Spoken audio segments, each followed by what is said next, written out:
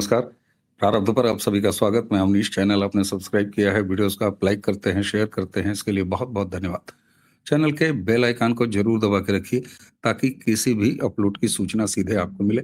हमारे साथ व्यालोक पाठक जी हैं, व्यालोक जी का स्वागत कर लेते हैं उसी परंपरागत प्रारब्ध की स्वागत वाली थाली से जिसमें फूल, चंदन और तमाम स्वागत और अभिनंदन की सामग्रियाँ होती हैं। व्यालोक जी बहुत-बहुत स्वागत, नमस्कार।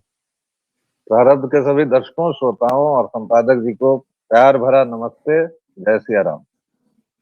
जय जय सिया राम। 2 लाख वर्ग फुट थोड़ी जमीन नहीं होती है, अच्छी खासी जमीन है साहब। और कलकत्ता के एक इलाके जिसको कि न्यू टाउन बोला जाता है, वहां पर दुर्गा आंगन, चौंकिएगा नहीं, दुर्गा आंगन, इसका निर्माण करवा रही हैं ममता बनर्जी। क्या ये एसआईआर के बाद हुआ खेला है जिसके बाद उन्हें लगता है कि हिंदू लाइफ ऑल्सो मैटर्स? ये सियासी दांव है या इसके पीछे कुछ और है, या ममता बनर्जी की राजनीति बदल रही है? हालांकि उन्होंने दावा किया कि देखो भाई, मैं धर्मनिरपेक्ष हूं, अगर मैं नमाज की मुद्रा में ईदगाह में चली जाती हूँ तो मैं यहाँ भी करवा रही हूँ। लेकिन सवाल ये होता है कि अब ही क्यों? टाइमिंग, क्योंकि इस देश में राजनीति पर जब भी बात होती है या राजनीतिक निर्णयों पर बात होती है तो समय, हर आदमी कहता है कि अभी क्यों।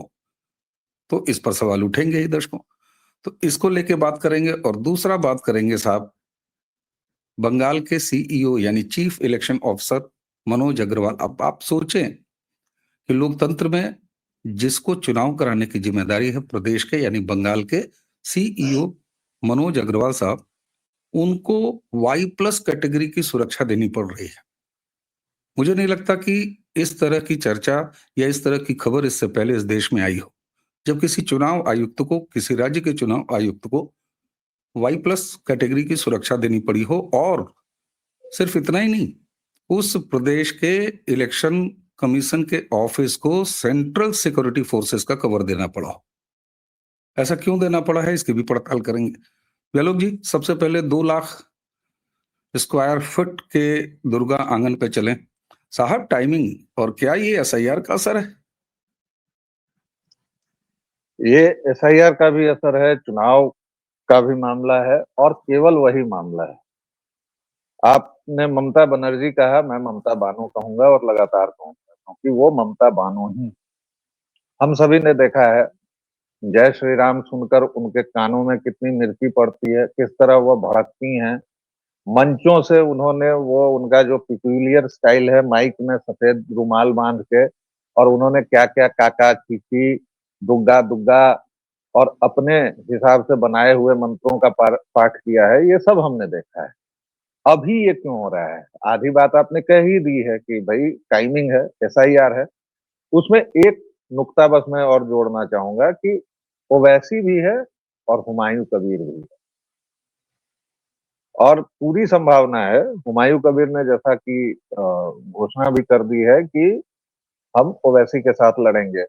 सीपीएम और कांग्रेस के भी उसके बातचीत में शामिल होने की उम्मीद है और बहुत ज्यादा संभावना है कि ये तीनों चारों पार्टियां साथ लड़ें। जी हाँ, कांग्रेस, मार्क्सवादी, हुमायूं कबीर और ओवैसी। अब आप सोचिए कि अगर ये चार पार्टियां एक होकर लड़ेंगी तो ममता बानो का जो कोर बेस है जिहादियों का, वो कहाँ जाएगा? क्योंकि ये तो नकली जिहादी हैं, ओवैसी रजाकार है, उसमें रजाकार का खून है, तो वो तो असली जिहादियों का जिहादी है। हुमायूं कबीर के बारे में कुछ कहना ही नहीं है, क्योंकि उसने तो भाई बाबरी मस्जिद बनाने का काम शुरू कर दिया है। एक नुक्ता और है कि हुमायूं कबीर के बेटे को कल पुलिस ने गिरफ्तार कर लिया है। क्यों गिरफ्तार किया है? क्योंकि उसने अपने स्टाफ से मारपीट की।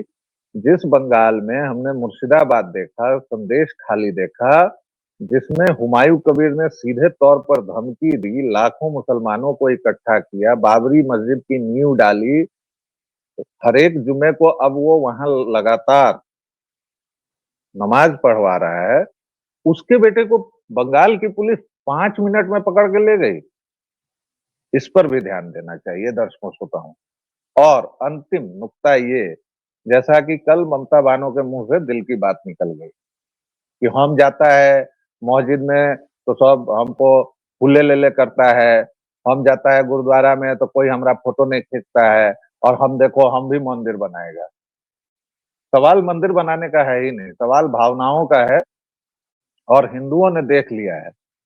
आप अभी दूसरी बात जब करेंगे सीईओ साहब की सुरक्षा की तो उसमें और भी पॉइंट्स आएँगे, लेकिन ये जो कम्युनलाइज़ेशन ऑफ बंगाल पॉलिटिक्स उन्होंने की है, वह अब उनको ही महँगा पड़ने वाला है और इसीलिए उनकी बेचैनी है, इसीलिए ये दुर्गा आंगन का नाटक है, महाकाल मंदिर की आधारशिला है, ये सब ममता बानो को इस बार बचा नहीं सकते हैं। वो इस बार डूबेंगी ही। जी। बिल्कुल चलेंगे सीईओ साहब पे, लेकिन थोड़ी देर और ममता बनर्जी उनकी जी, पॉलिटिक्स जी। पे ही आ जाते हैं। बिल्कुल। 2 बातें यहाँ याद दिलाऊँगा आपको। ममता बनर्जी एक तरफ से हिंदुओं को रिझाने के लिए ये काम कर रही हैं, इसमें कोई शक नहीं है। लेकिन ये भी सही है कि अभी जो बीती है दुर्गा पूजा, तो चूँकि कुछ पांडालों को अनुमति नहीं दिया, और सोचिए आप कैसे पांडाल, ऑपरेशन सिंदूर की थीम पर बने हुए पांडालों को 2 जगह, एक कलकत्ता में, हालाँकि गृह मंत्री वहाँ जा रहे थे इसलिए उसको तो नहीं हटवा पाए, लेकिन एक दूसरे दुर्गा पांडाल को बाकायदे गिरवा दिया गया था, और उसके विरोध में जो पूरे दुर्गा पूजा पंडाल थे थ्रू आउट वेस्ट बंगाल, उन्होंने सरकार का जो 1-1 लाख रुपया अनुदान होता है, वो लेने से मना कर दिया और वापस कर दिया। बंगाल की राजनीति में दुर्गा पूजा या मेले का ये पूरा 1 महीना जो है, उसका बड़ा प्रभाव रहा है। सीपीएम की सरकार भी रही है, तो धर्म को अफ़ीम ज़रूर कहते हैं, लेकिन दुर्गा पूजा के पंडालों के थ्रू वो भी राजनीति करते थे, कांग्रेस का पुराना रहा है। तो बंगाल में दर्शकों जिनको नहीं पता है, उनके लिए मैं कह रहा हूँ, बहुत सारे हमारे दर्शक जानते हैं। तो बंगाल की राजनीति में दुर्गा पंडाल, दुर्गा पूजा, वो मेले का एक पूरा महीना, उसका एक अलग महत्व है।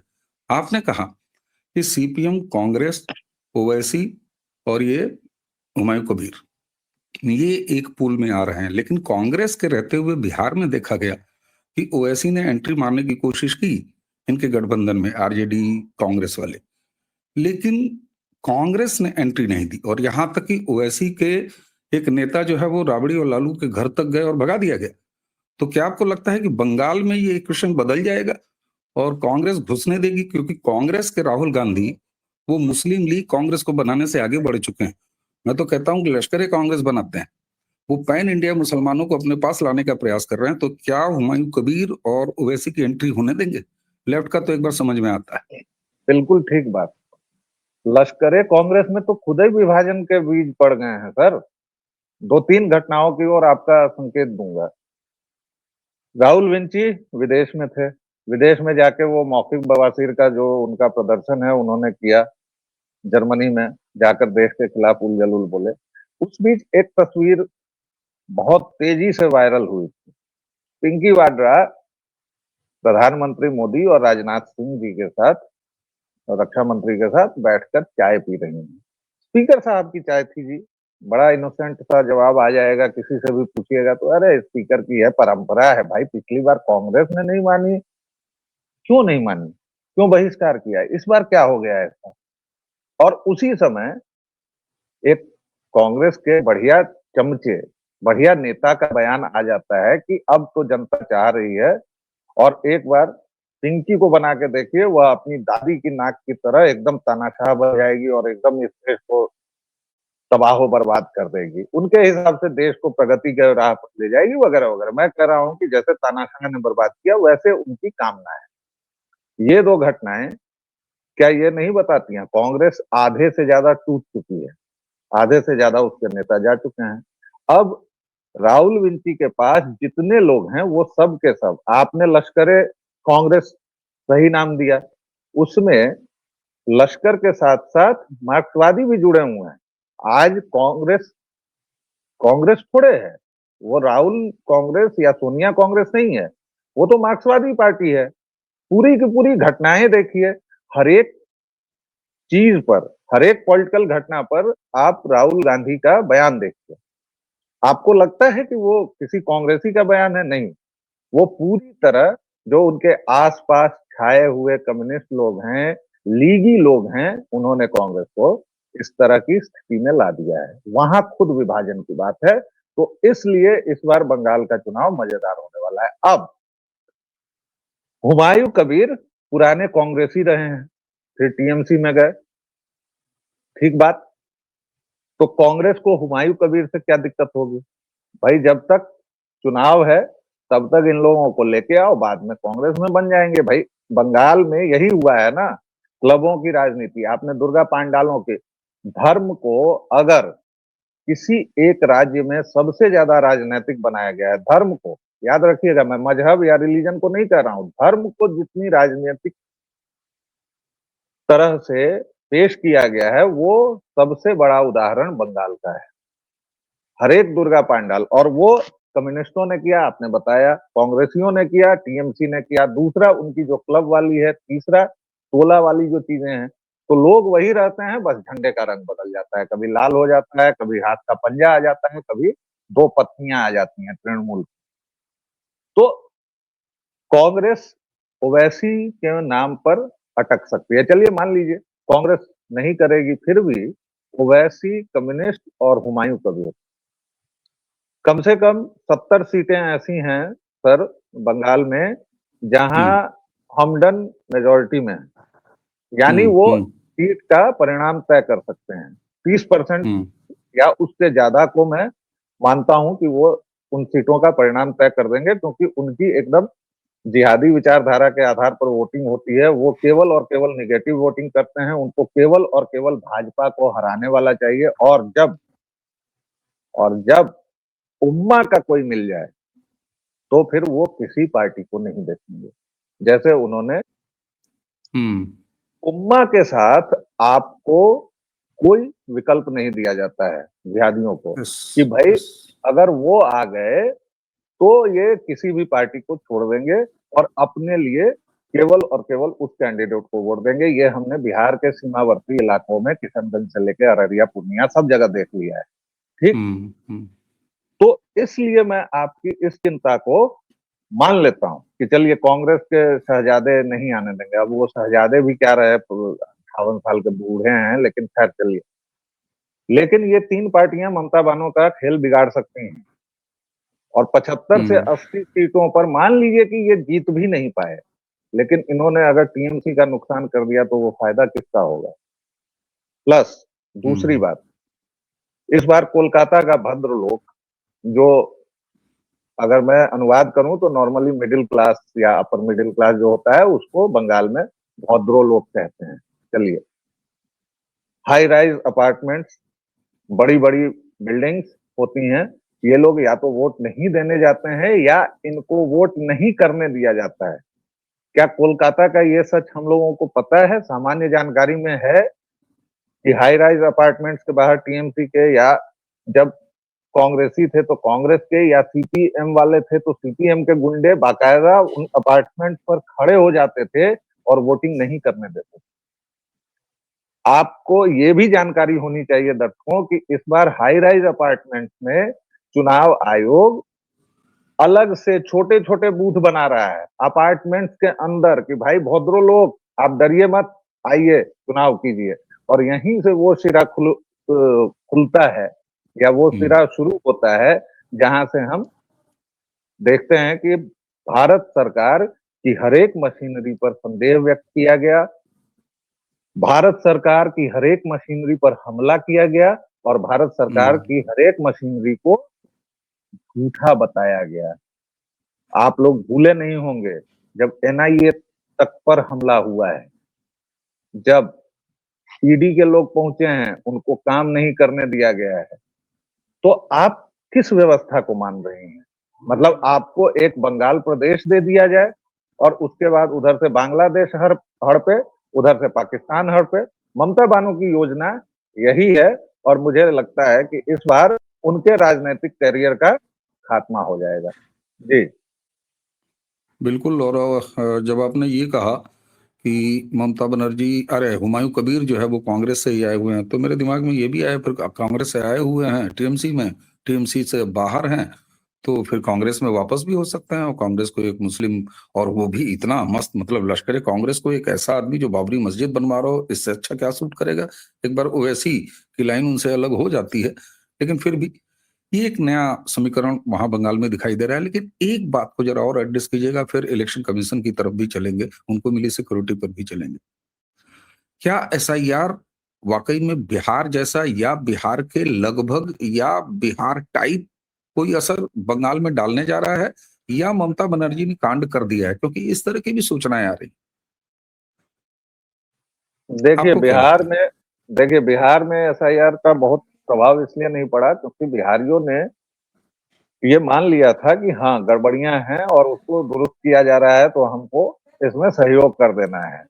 और पहला प्रयोग था, सरकार की तरफ से भी बहुत सख्ती नहीं थी। मैं आपको अभी भी बता रहा हूँ कि कुछ चीजें बिहार में एसआईआर का जो लक्ष्य था वो पूरा नहीं हुआ, लेकिन बंगाल से शुरू हुआ जो एसआईआर का राष्ट्रव्यापी अभियान है, उसमें वो सारे लक्ष्य पूरे किए जा रहे हैं। और सबसे बड़ा लक्ष्य क्या है कि घुसपैठियों को बाहर करना। घुसपैठिए किसके वोटर हैं? ममता बानो के। दिक्कत किसको होगी? ममता बानो को होगी। परेशान कौन है? ममता बानो है। तो इसलिए हमले किस पर होंगे? सरकार पर होगा, सरकार के प्रतिष्ठानों पर होगा। और इन लोगों ने, राहुल विंची सहित ममता बानो ने सबसे जो बेकार काम किया है सर, वह ये किया है कि इस देश की जनता के मन में जो संस्थाएं हैं, राष्ट्रीय संस्थाएं हैं, उनके खिलाफ जहर घोलने का काम किया है। और ये इस देश के लिए बहुत ही दुखद बात है। मुझे याद आता नहीं है तो बराक ओबामा का हम्म, एक संबोधन, सर बस एक मिनट बोल लूं, ये चीज मैं भूलूं उससे पहले। बराक ओबामा जब राष्ट्रपति थे तो उनका एक भाषण बहुत प्रचलित हुआ था। उन्होंने बाकायदा सिखाया था, जो आज हम डीप स्टेट और इसकी बात कर रहे हैं, उसमें 3 पॉइंट उन्होंने बताए थे कि किसी भी देश की, वो उनकी एक थिंक टैंक की मीटिंग थी और उसमें उन्होंने ये बात रखी थी कि किसी भी देश की राजनीति को बदलना हो, सत्ता को बदलना हो, तो हम क्या कर सकते हैं और हम क्या करते हैं, अमेरिकन क्या करते हैं। पहला, इतने सवाल और इतना कंफ्यूजन क्रिएट कर दो कि इस देश की, उस देश की, किसी भी देश की जनता अपने ही संस्थानों पर सवाल करने लगे। पहला, भ्रम फैलाओ। दूसरा, देश में उस वक्त जो भी सत्ता है उसके खिलाफ भ्रम और अनिश्चितता का व्यापार फैलाओ। और उसके अलावा उनके और पॉइंट्स है, लेकिन इन 2 पॉइंट्स में आपको दिखता नहीं है कि ममता बानो ने पूरी तरह यही काम किया है। राजकीय हम्म। संस्थाओं को गाली देना, अधिकारियों पर हमला करवाना और पूरी तरह से देश के खिलाफ खड़े हो जाना, यही तो ममता बानो ने किया है। लेकिन मुझे तो लगता है कि इस मामले में राहुल गांधी और ममता बनर्जी में बहुत तगड़ा कंपटीशन है। और बल्कि बिल्कुल है। आप बिल्कुल सही कह रहे हैं, ममता बनर्जी एक कदम आगे निकलती हैं, वो हमले करवा देती हैं। राहुल गांधी भी उकसाते तो जरूर हैं, लेकिन कभी जैन जी जो है वो उनके कहा झांसे में आता नहीं है। बहरहाल ये एक अलग पूरा अजीब सा दृश्य है, जिसमें आप चुनाव नहीं जीत पाते हैं, या आपको जीतने की स्थिति नहीं लगती है, आपको लगता है कि हमारा मामला गड़बड़ा जाएगा, तो फिर आप इस तरह से देश की जितनी भी संवैधानिक संस्थाएं हैं, इन्होंने संसद को कहाँ छोड़ा, इन्होंने इलेक्शन कमीशन को नहीं छोड़ा, ईडी को नहीं छोड़ा, सीबीआई को नहीं छोड़ा, किसी को नहीं छोड़ा साहब।